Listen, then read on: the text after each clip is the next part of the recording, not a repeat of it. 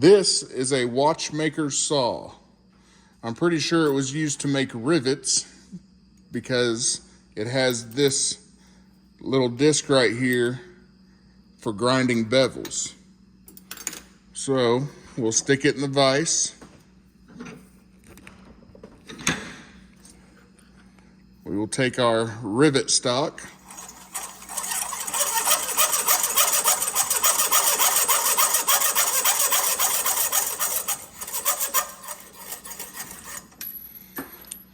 You would cut it, pick it up, then you would bring it over here to bevel your edges.